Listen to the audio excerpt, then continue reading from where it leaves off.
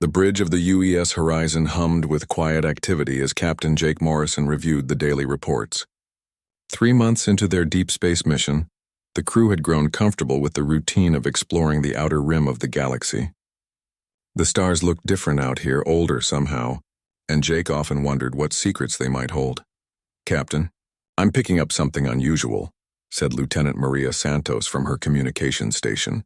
Her voice carried a note of excitement that made everyone on the bridge look up from their tasks. Jake walked over to her station, his boots clicking softly on the metal deck. "What kind of unusual, Maria?" "It's a signal, sir.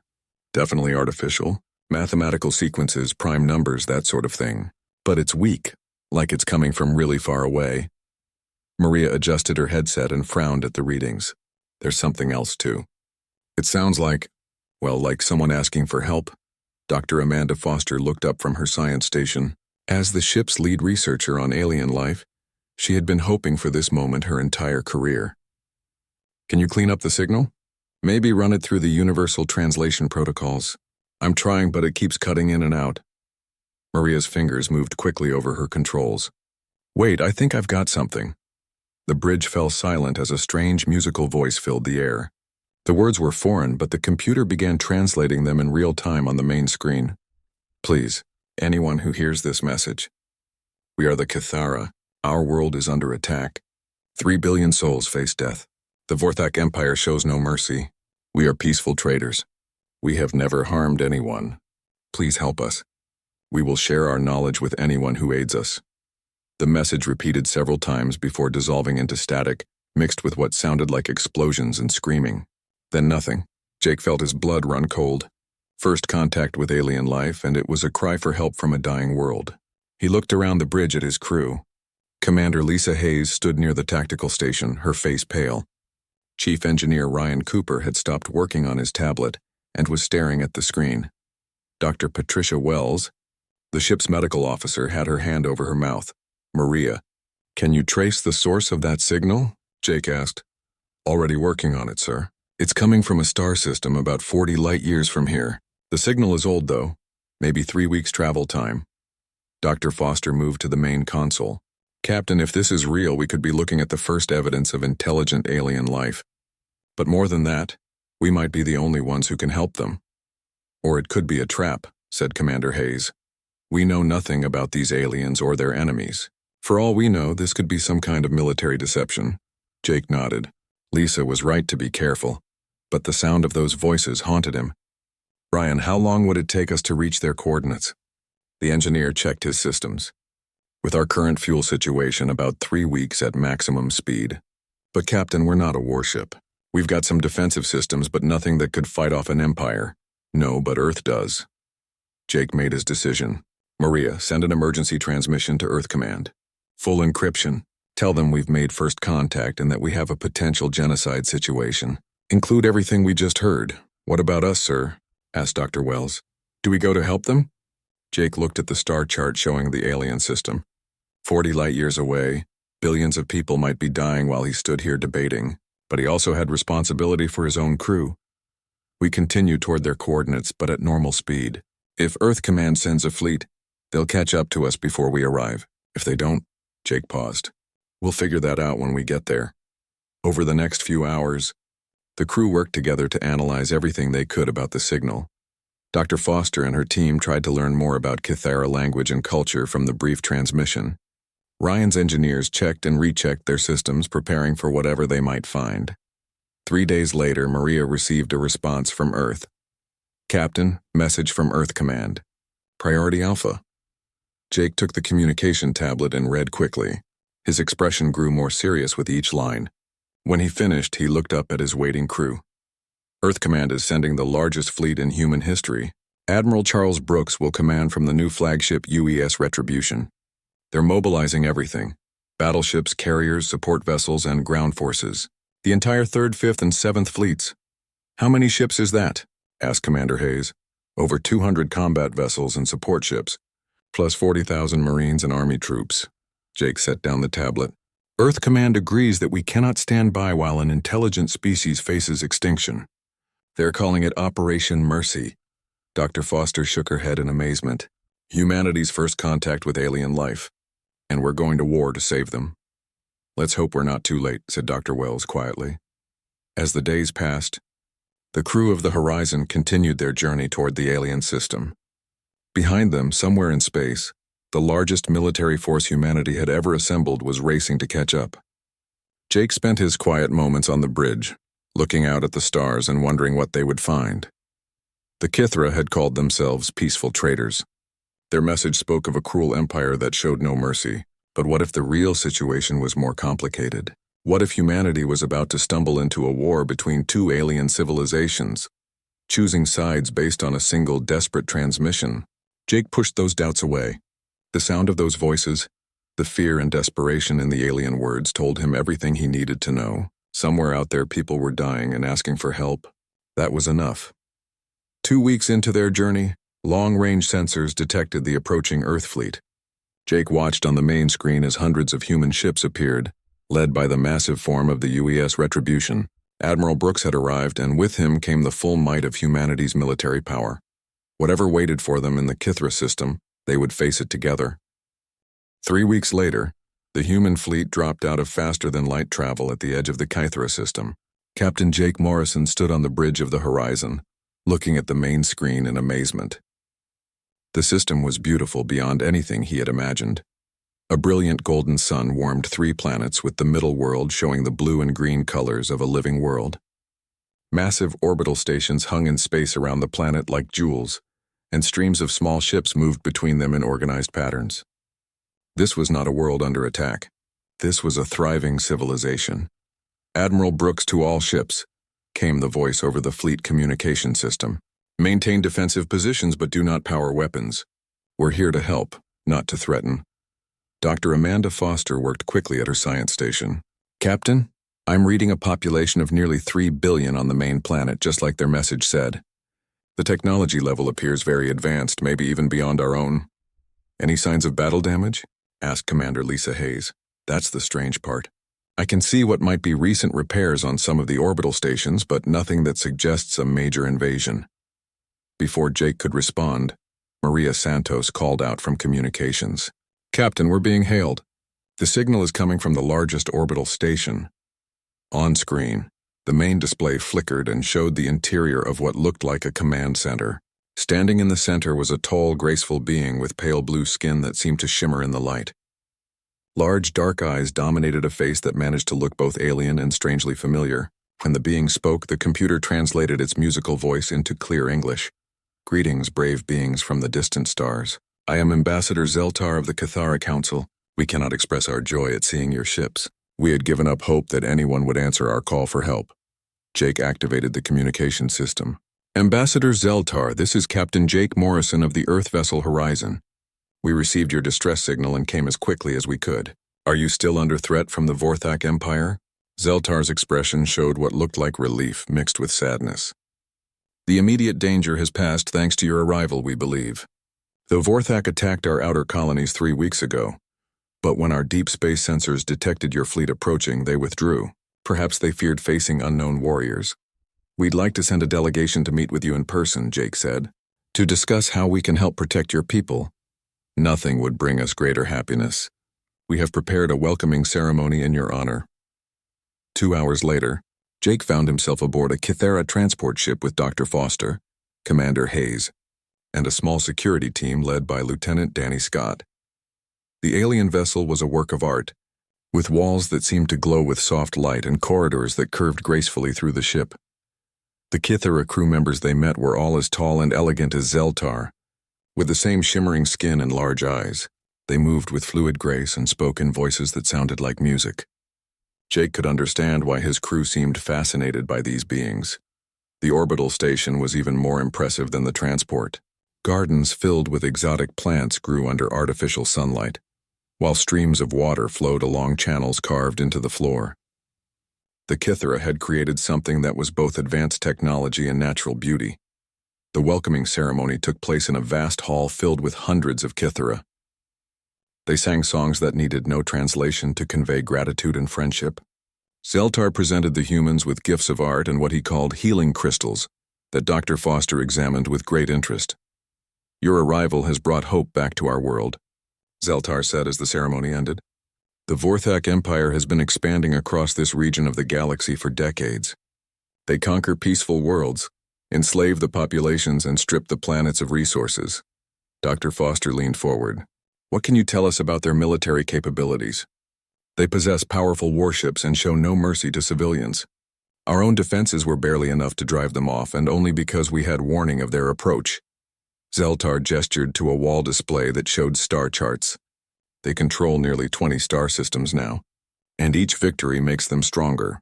We'd like to establish a defensive perimeter around your system, said Commander Hayes. Our fleet can protect you while Earth sends additional forces. Your generosity overwhelms us, Zeltar replied. In return, we wish to share our technology with your people. Our medical knowledge could help heal diseases that plague your species. Our energy systems are clean and efficient. We ask only for friendship and protection. Over the next several days, cultural exchange teams from both species worked together. Dr. Foster found herself amazed by Kythera medical technology, while Professor Kate Lewis and Dr. Sam Rodriguez studied their language and customs. The Kythera seemed eager to learn about humanity as well, asking detailed questions about Earth's history, military capabilities, and population. Chief Engineer Ryan Cooper worked with Kythera technicians to understand their energy systems. Their power generation is incredible, he told Jake during one of their daily briefings. Clean fusion that produces almost no waste. But some of their other technology seems inconsistent. What do you mean? Well, their medical equipment is centuries ahead of ours, but their basic computers are only slightly more advanced than what we have. It's like they developed some technologies much faster than others. Meanwhile, pilots like Captain Rachel Wood and Lieutenant Danny Scott flew patrol missions around the system with Kythera escorts. The alien pilots were skilled, but their ships seemed designed more for speed and beauty than for combat. It was Tyler Morgan who first noticed something wrong. The communications specialist was monitoring Kythera transmissions when he picked up signals that the translation computers couldn't decode properly. Elena, can you take a look at this? He asked Elena Parker, the fleet's best code analyst. These signals are using the same language as the Kythera we've been talking to, but the computer can't translate them. Elena studied the data for hours before finding the answer. Tyler, I think these are internal military communications. They're using code phrases and military terminology that wouldn't be in our basic translation database. Can you break the code? Maybe. Give me a few more hours. What Elena discovered made her blood run cold. The coded transmissions weren't discussing defense against the Vorthak Empire. They were detailed reports about human ship capabilities, crew numbers, and weapon systems. Worse, they contained references to the Deathworld species and elimination protocols. She brought her findings to Tyler, who immediately contacted Captain Morrison. Captain, you need to hear this, Tyler said over the secure communication channel. The Kythera aren't what they seem to be. They've been studying us since we arrived, and some of their internal communications suggest they see us as a threat to be eliminated. Jake felt cold dread settle in his stomach. Are you certain about this translation? Elena's run it through every verification protocol we have. Captain, I don't think there ever was a Vorthak Empire. I think the Kythera are the aggressive species they warned us about. Jake closed his eyes, remembering the beautiful ceremony, the grateful faces, the gifts of friendship. Had it all been an elaborate lie? Tyler, send this information to Admiral Brooks immediately, and prepare a full analysis of everything the Kythera have told us. If they're not the victims they claim to be, we need to find out who they really are. As Jake looked out at the beautiful Kythera orbital stations, he realized that humanity might have just walked into the most dangerous trap in their history. Dr. Patricia Wells stared at the medical data on her screen, checking the results for the third time. The Kythera had been generous with their healing technology, sharing genetic samples and biological information that they claimed would help humanity cure diseases. But what Patricia saw in the data made her feel sick. Amanda, you need to look at this, she called to Dr. Foster, who was working at the next station. Dr. Foster moved over and looked at the analysis. These genetic samples, they're not all from the same species. That's right. I count at least 7 different alien species represented in this data. And Patricia, look at how the samples were collected. Patricia highlighted several sections of the medical files. These weren't taken from willing patients. The cellular damage pattern suggests the subjects were under extreme stress when the samples were extracted. Dr. Foster felt her stomach turn. They're torture victims. Or worse. Some of these genetic patterns suggest the subjects were still alive when multiple samples were taken over extended periods. Patricia closed the file with shaking hands.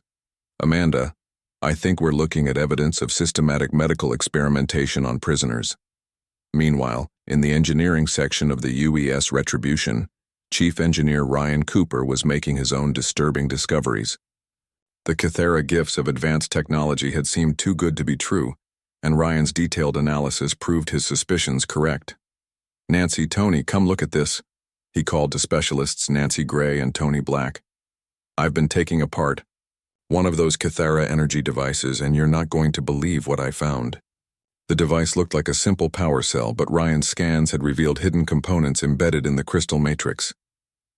It's not just a power source, Tony said, studying the readings.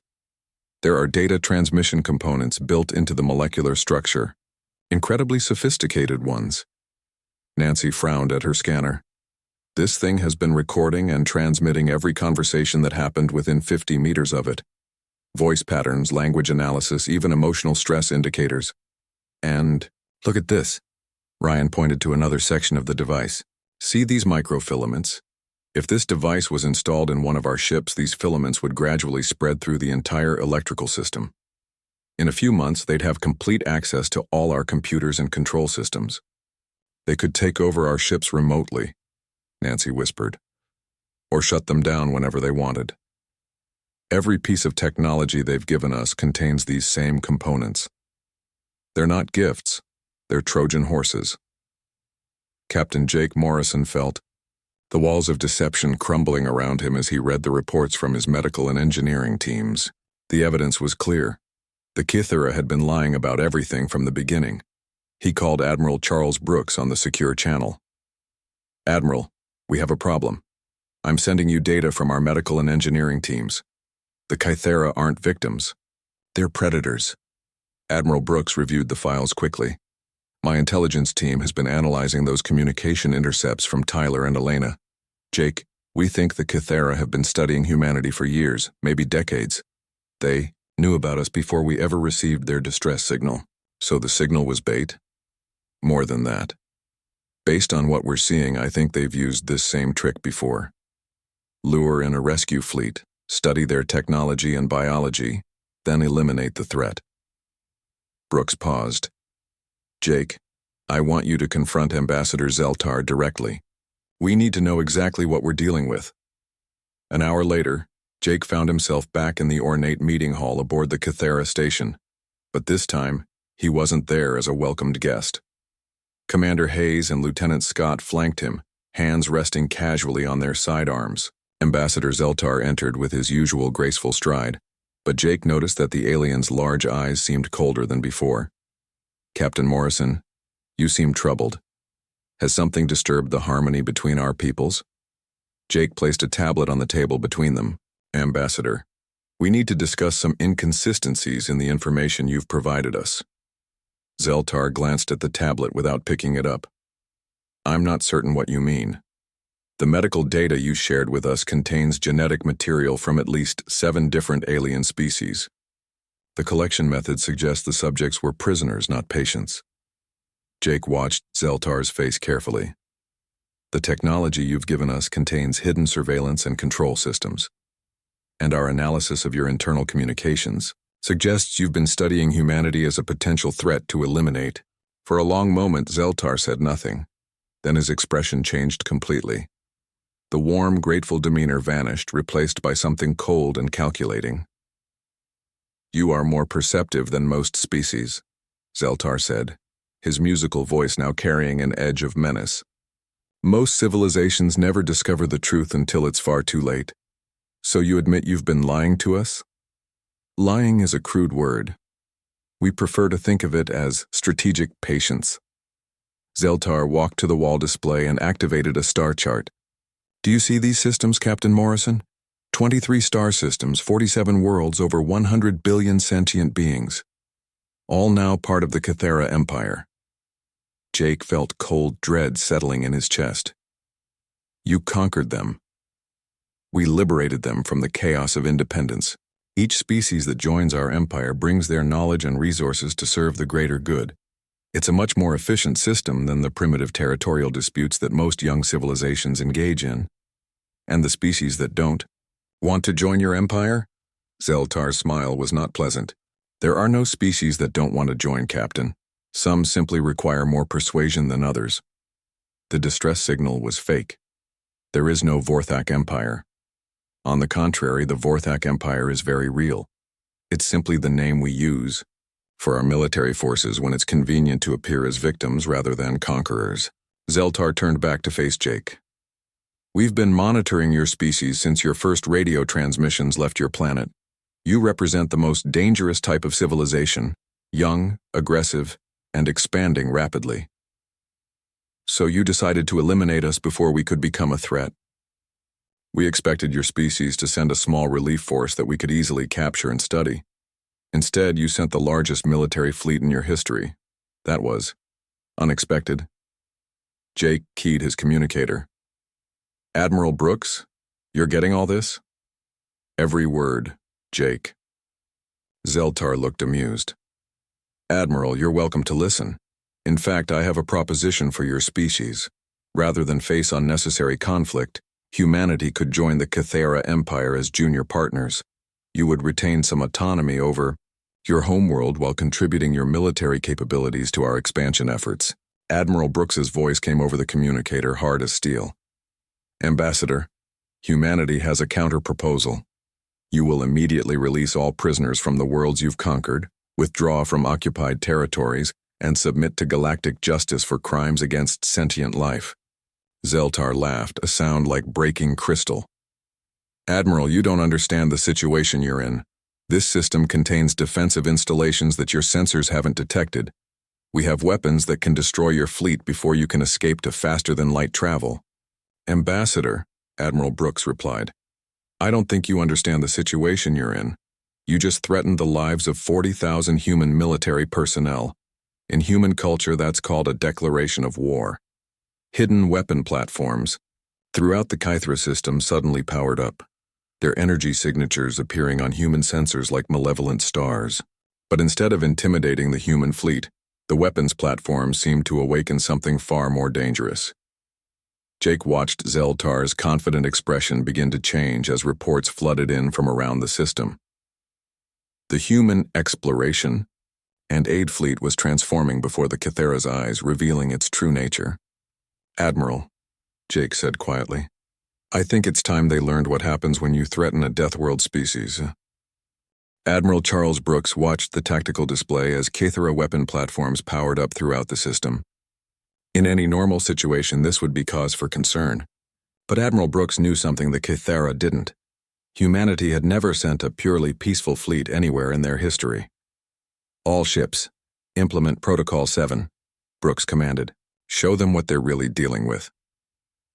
Across the human fleet, what the Kythera had believed were exploration and supply vessels began to change. Hidden panels slid open to reveal weapon batteries. Cargo holds transformed into fighter launch bays. Medical ships extended sensor arrays that had been disguised as communications equipment. Captain Jake Morrison, still aboard the Kythera station, watched Ambassador Zeltar's expression shift from confidence to confusion as reports flooded in from Kythera observers. Admiral, their supply ships are deploying fighter craft, came one report. Their medical vessels have heavy armor and defensive systems, came another. Admiral, the civilian transport ships are launching kinetic bombardment satellites. Zeltar turned to Jake with something approaching panic in his large eyes. What kind of species disguises military vessels as peaceful ships? Jake's smile was cold. The kind of species that evolved on a world where everything was trying to kill us. We don't build ships that can't fight, Ambassador. We learned a long time ago that there's no such thing as a safe journey in a dangerous universe. The first Kythera weapon platform fired, sending a brilliant energy beam toward the UES Retribution. The beam struck the flagship's shields and scattered harmlessly into space. The Kythera had built their weapons to fight other energy-based civilizations. They had never encountered a species that armored their ships with layered metals, designed to absorb and disperse energy attacks. Admiral Brooks activated the fleet communication system. All ships weapons-free. Target priority is weapon platforms and military installations. Avoid civilian areas until they're evacuated. What happened next shocked the Cathara to their core. The human fleet didn't engage in the elegant, long-range energy weapon duels that characterized warfare between most civilized species. Instead, they swarmed. Hundreds of human fighter craft launched from the larger ships, moving in coordinated groups that attacked the Cathara platforms from multiple angles simultaneously. The fighters didn't carry energy weapons. They carried kinetic missiles and nuclear warheads, weapons that the Cathara's energy shields were never designed to stop. Major Julie Walsh led the first wave of fighters toward the largest weapon platform. "Remember, these aren't soldiers defending their homes," she told her pilots over the communication channel. "These are predators who've enslaved entire worlds. Show no mercy." The Cathara platform's beautiful crystalline structure shattered under the impact of human weapons. Unlike the precise energy beams they were used to, human kinetic weapons transferred massive amounts of physical force that the delicate Cathara technology couldn't withstand. Captain Lisa Murphy's squadron targeted the orbital shipyards where Cathara warships were being constructed. The elegant alien vessels, designed for beauty as much as function, proved to be surprisingly fragile when subjected to the crude effectiveness of human military engineering.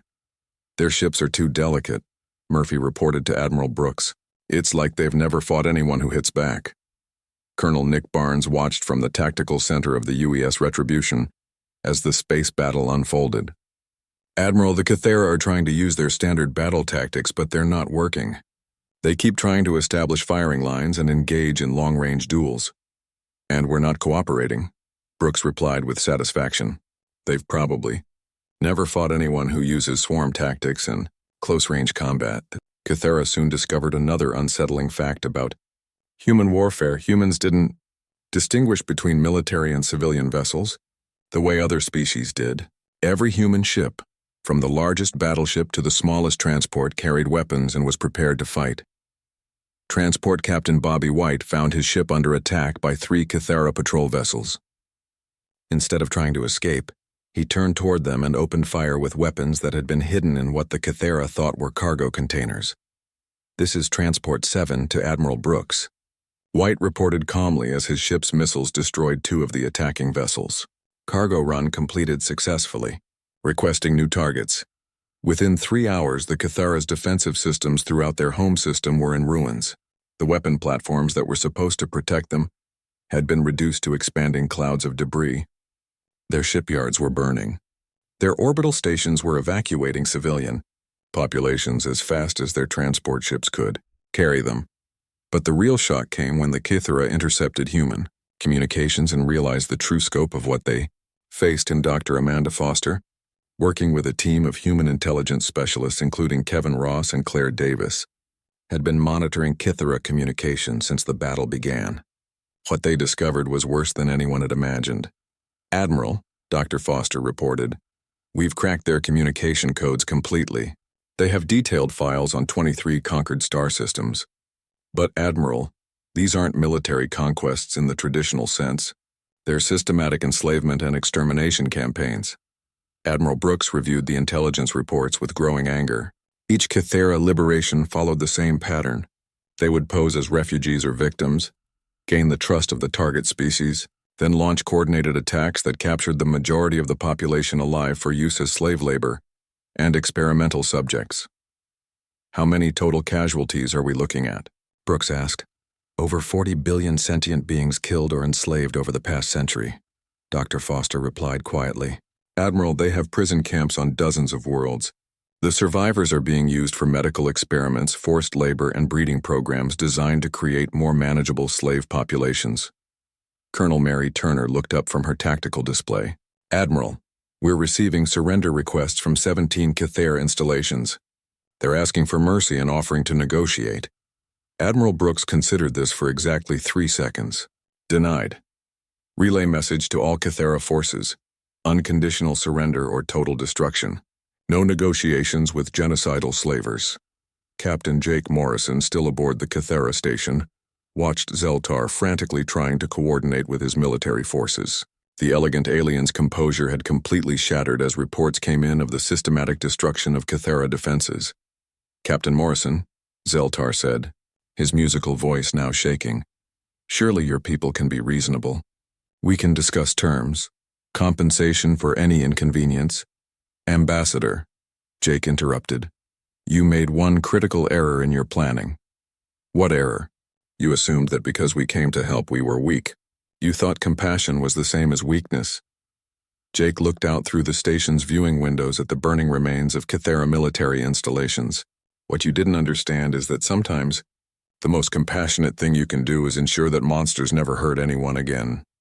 Admiral Brooks's voice came over Jake's communicator, addressing not just Jake but broadcasting on all Kythera frequencies. "This is Admiral Charles Brooks of the Earth Defense Force. To all Kythera military commanders, you have 1 hour to release all prisoners and slaves in your custody and provide coordinates for all prison facilities in the systems you control.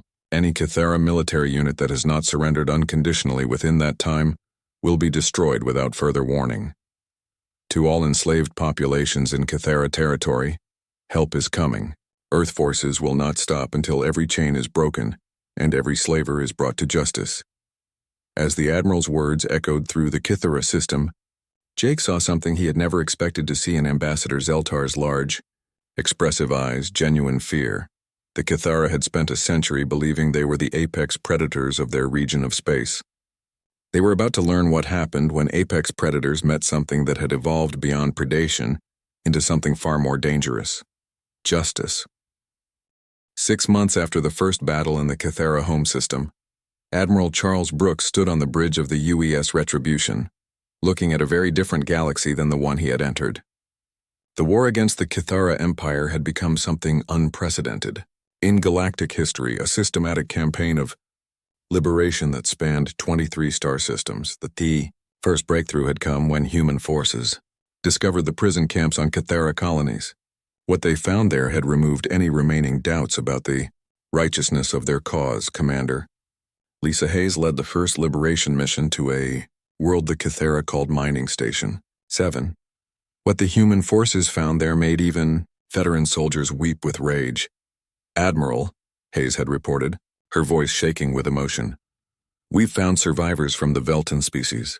They're keeping them in underground facilities, using them for medical experiments and forced breeding programs. Admiral, some of these people have been prisoners for 3 generations. The Velton survivors were tall, graceful beings with silver skin and gentle eyes. They had once been a peaceful civilization of artists and philosophers. The Kythera had destroyed their homeworld 40 years earlier, keeping only the most useful specimens for their research programs. When the first human soldiers entered the Velton prison compound, an elderly Velton named Thekmor had fallen to his knees before them. "Are you truly here to free us?" he had asked through the universal translator. "Or are you simply new masters?" Captain Lisa Murphy had helped the old alien to his feet. "We're here to take you home, sir. All of you."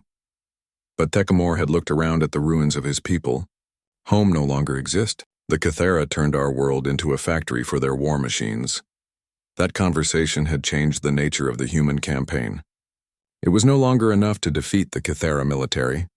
The humans realized they had a responsibility to help rebuild what the Kythera had destroyed. Dr. Amanda Foster found herself working with survivors from dozens of species, documenting the scope of Kythera crimes and helping freed prisoners adapt to liberation. The most valuable allies proved to be beings like Thekmor, who possessed detailed knowledge of Kythera operations and installations. "They keep detailed records of everything," Thekmor explained to Dr. Foster during one of their planning sessions. "Every experiment, every slave transport, every world they've strip-mined for resources. They're obsessed with efficiency. The Kythera record-keeping became their downfall. Human intelligence teams working with freed prisoners used captured Kythera databases to map the entire empire and locate every prison camp, every slave facility, every hidden base. General Bobby White coordinated the liberation campaigns across multiple star systems simultaneously. Unlike the Kythera, who fought with elegant individual tactics, the humans employed overwhelming coordinated force. "We hit them everywhere at once," White explained to his staff officers. "They can't reinforce their positions if every position is under attack simultaneously." The strategy worked better than anyone had dared hope. Kythera military doctrine was built around the assumption that warfare was a civilized affair between organized military forces. They were unprepared for the human approach of total warfare that targeted every aspect of their infrastructure. Colonel Mary Turner led ground forces that liberated slave camps while Captain Danny Scott's pilots destroyed Kythera supply lines. Chief Engineer Ryan Cooper worked with freed alien technicians to turn captured Kythera technology against its creators, but the real turning point came when freed alien species began joining the human campaign. Belandra, a former prisoner who had been the strategic commander of her people's defense forces, approached Admiral Brooks with a proposal. "Admiral, my people were warriors before the Kythera destroyed our world," she said. "Give us ships and weapons and we will fight alongside you. Belandra, you've been prisoners for decades. Your people need time to heal." The alien warrior's eyes burned with determination. "Admiral, healing will come when the last Kythera slaver draws his final breath. My people have been dreaming of this moment for 30 years. Soon, human forces were joined by thousands of alien volunteers. Former prisoners who had been engineers helped design new weapons. Former prisoners who had been soldiers trained alongside human marines. Former prisoners who had been scientists helped develop better medical treatment for rescued slaves. The combined human-alien fleet grew larger with each liberated world. But more importantly, it grew more determined. Tyler Morgan, now serving as intelligence coordinator for the entire campaign, discovered the location of the Kythera High Command on a heavily fortified world called Kythera Prime. "Admiral, this is where their leadership has been hiding," Tyler reported. "Every major decision about the Empire comes from this world. If we can take it, we can end this war." The battle for Kythera Prime lasted 3 weeks. The Kythera had turned their capital world into a fortress, with orbital defense platforms and underground bunker systems. But they had never faced an enemy that included thousands of former prisoners who knew exactly how Kythera defenses worked. Captain Jake Morrison led the final assault on the main command complex, accompanied by both human marines and alien volunteers. What they found in the underground chambers was a complete record of Kythera atrocities spanning over a century. "Admiral," Jake reported as his team secured the facility, "we have them, the entire Kythera leadership, along with complete records of every crime they've committed." The trials that followed took place on the former prison world where the first human liberation forces had landed. Representatives from every species that had suffered under Kythera rule served as judges and witnesses. Admiral Brooks insisted that the proceedings be broadcast across the galaxy. "Every species needs to see this," he told Dr. Foster, who was serving as a coordinator for the trials. "They need to understand that genocide and slavery are crimes that will be punished, no matter who commits them."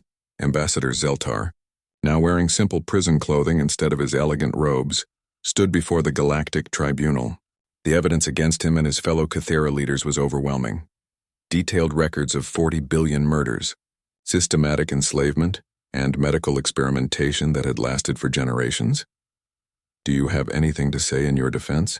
asked Thekmor, who was serving as the chief judge.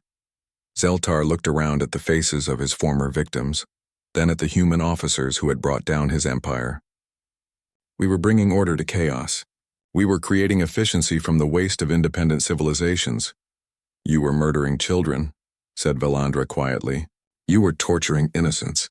You were destroying everything beautiful in the galaxy for your own power." The verdicts were unanimous. The Kythera leadership was found guilty of crimes against sentient life. The sentences were death. Dr. Patricia Wells had argued for life imprisonment, believing that execution was too merciful. "Let them live long lives in the same cages they built for others," she had said. But the freed alien species had voted for execution. "They must never have the chance to escape, to inspire followers to return," Thekmor had explained. "Some evils are too dangerous to be allowed to continue existing." 1 year after the trials, Captain Jake Morrison stood on the observation deck of the new space station that orbited the former Kythera homeworld. The station served as headquarters for the Galactic Protection Coalition, an alliance of human and alien forces dedicated to preventing future genocides.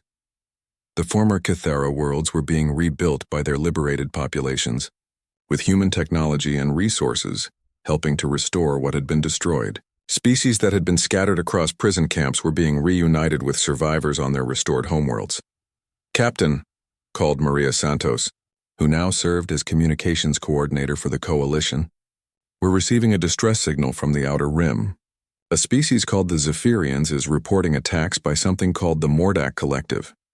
Jake looked out at the stars, thinking of the Kythera deception that had started this entire campaign. "Maria, run a full analysis on that signal. Check for inconsistencies, verify the source, and cross-reference with our database of known hostile species." "Yes, sir. But Captain, what if it's real? What if there really is a species out there that needs help?" Jake smiled, remembering Admiral Brooks's final order before retiring to Earth. The old Admiral had been clear about humanity's new role in the galaxy. "Then we respond with everything we have," Jake said. "We've learned that sometimes the most compassionate thing you can do is ensure that evil never gets a second chance to spread." As the Coalition fleet prepared to investigate the new distress signal, Jake reflected on how much had changed. Humanity had entered the galaxy hoping to make peaceful contact with alien civilizations. Instead, they had become something far more important: the force that ensured monsters would never again be allowed to prey on the innocent. The galaxy was vast, and there would always be new threats, new predators, new species that believed might made right. But now there was also humanity, and the coalition of species that had learned to stand together against darkness. And in the depths of space, other hostile civilizations were beginning to hear whispers about the species from the Deathworld that had destroyed.